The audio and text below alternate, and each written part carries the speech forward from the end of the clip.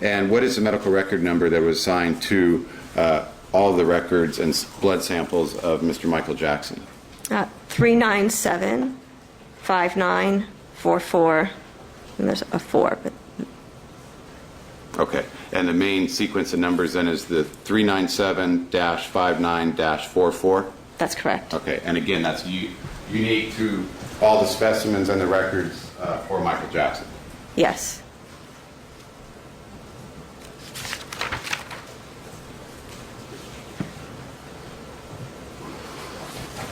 And was that medical record identifying information attached to blood samples that were collected from Mr. Jackson for subsequent analysis? Yes, they would be. Okay.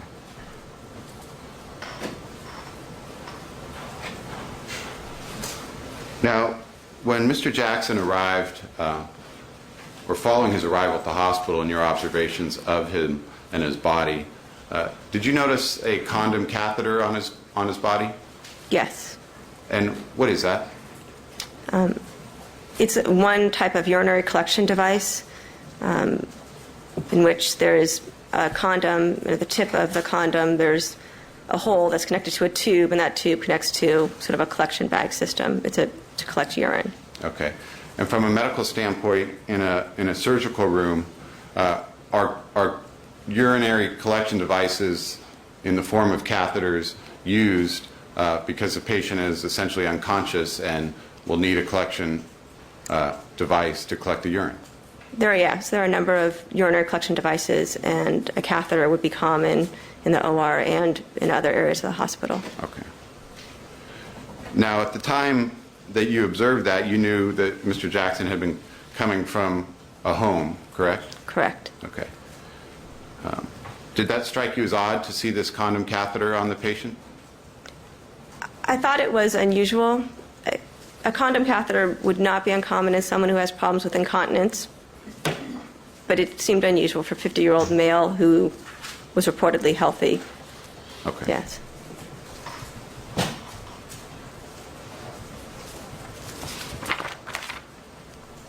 Now, following the pronouncement of death, Dr. Cooper, did you ever consult with or request Dr. Murray to sign a death certificate? No. Okay. Is that something you would have done in this situation? No. Why not? Mr. Jackson was my patient, and I didn't really have an explanation for why he was dead. Okay.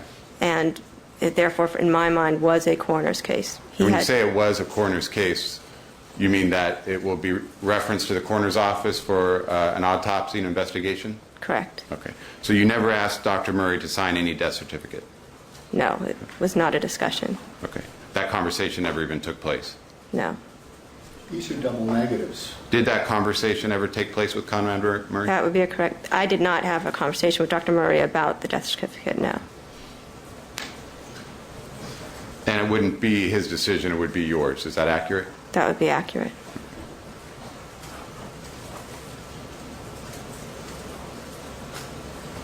Now, again, following pronouncement of death, was a social worker team gathered together to be available to the family and the children if necessary? The social work team had actually been gathered even before the pronouncement.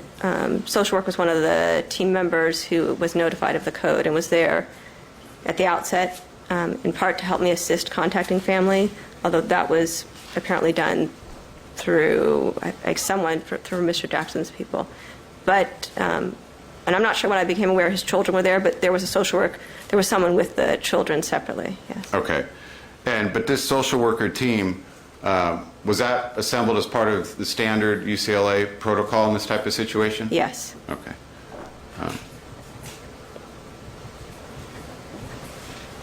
That was not Conrad Murray's doing. In other words, he's not the one that rendered or gathered together a social worker team, is he? No. We would typically call a social worker when we have a code. Okay. And they are activated and As a standard protocol? as is protocol. Okay. Now, at some point, did you learn, or were you told that the children had been notified of their father's death following pronouncement? Yes, I was told. Okay. And did you then personally go to check on the children or see if there's any information you could provide? I did go to check on the children at that time. And did you see the children? I did, yes. And what were they doing? They were crying. They were fairly hysterical, being comforted by someone who was referred to as their nurse. Okay. And did you hear anything being said by one of the children at that time? There were, The objection sustained, calls for hearsay, absent further foundation, partial answers stated. Disregard. Well, did you attempt to speak to the children at that time? Zero. Sustained. You described them as hysterical and crying? yes. Okay, thank you. Nothing further, Your Honor. Mr. Walgren, thank you. Cross-examination by the defense. Mr. Flanagan.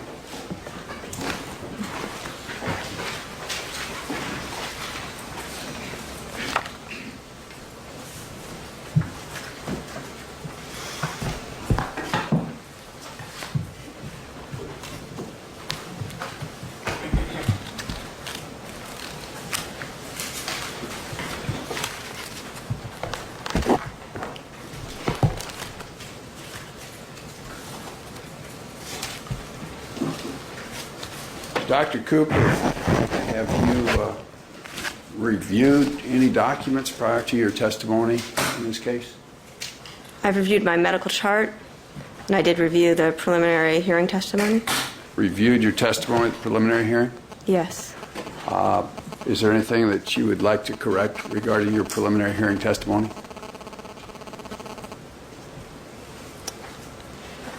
There probably are things I would clarify if I had the testimony to go through page by page now. But nothing you'd actually correct as being wrong? I think there may be statements I made that may have oversimplified. But nothing absolutely wrong? I don't believe so. Okay.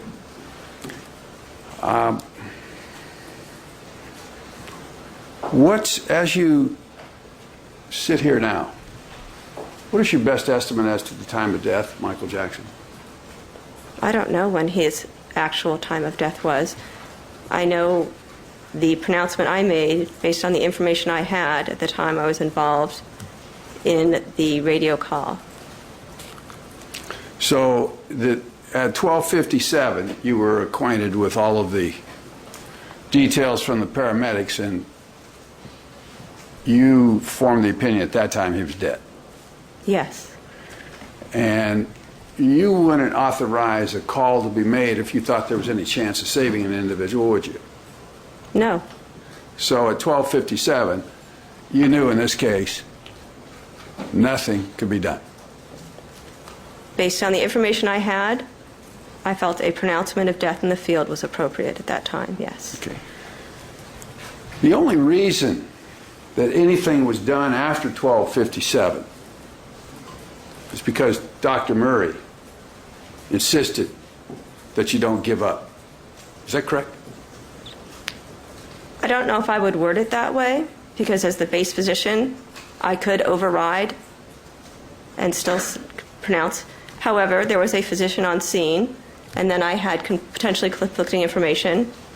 And so, yes, I did authorize and allow Dr. Murray to assume control and then bring the patient to the emergency department or the local emergency department. So, yes.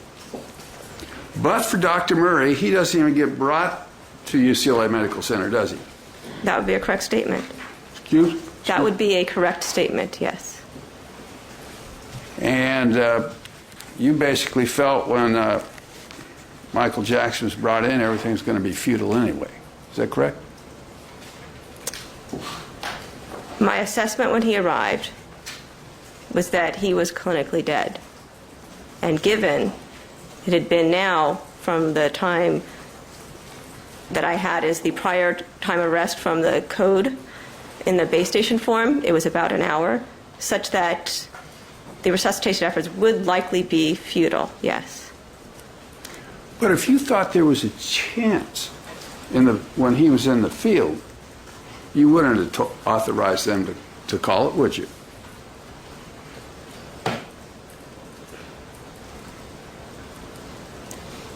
I'm not sure if I'm sort of saying something that seems to be conflicting, but I made a call based on the radio information that I had, which was from the paramedic report, and I did, at that time, he was clinically dead, I felt comfortable pronouncing him. And when you wouldn't be comfortable pronouncing him dead unless you thought there was no chance. Isn't that correct? At the time I made the pronouncement in the field, I made a decision based on the information I had, yes. And the information that you had in the field proved out to be the same when they brought him in. Is that correct? That's correct. And so, the minute he comes in the hospital, there's no chance, is there? In retrospect, after my evaluation and knowing everything I know now, Right. that would be correct.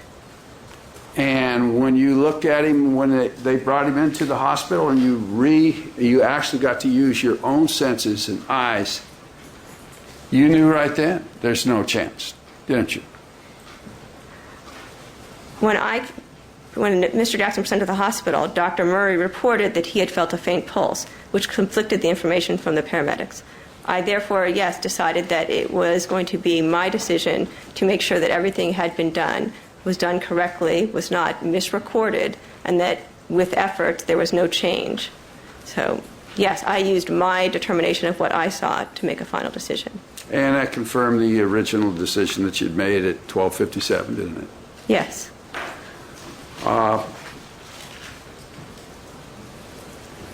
At 12:57, based upon the information you have, would you have any idea as to the time of death? No.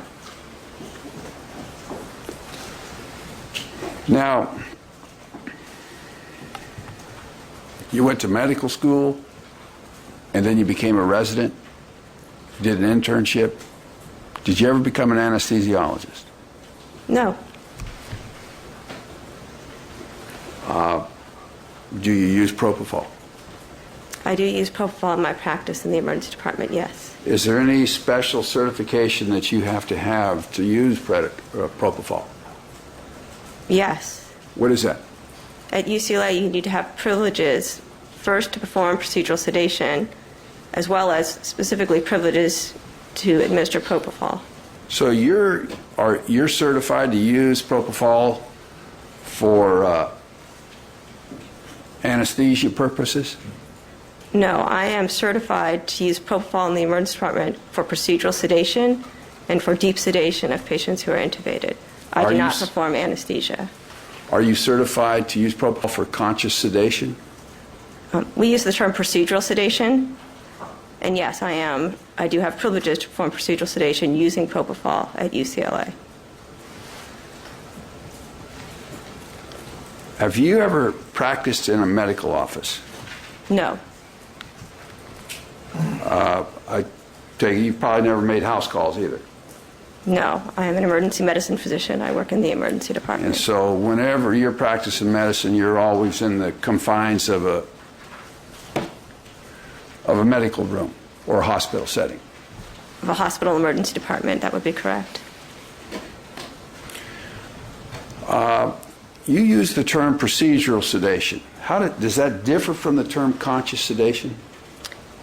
Conscious sedation is sort of an oxymoron, right? You're not conscious and potentially sort of very sedated and unconscious. So we use the term procedural sedation for the reasons that we would be, using these medications. Well, in conscious sedation, when you sedate the individual, the individual's capable of being aroused, isn't he? Sedation is a continuum from being completely alert to being comatose. So you're not even familiar with the term conscious sedation? Objection to state the testimony. The objection sustained in view of the earlier answers. Okay. Is there a difference in being certified for conscious sedation versus certified for anesthesia in the use of propofol? So In terms, there is a difference in having privileges to perform procedural sedation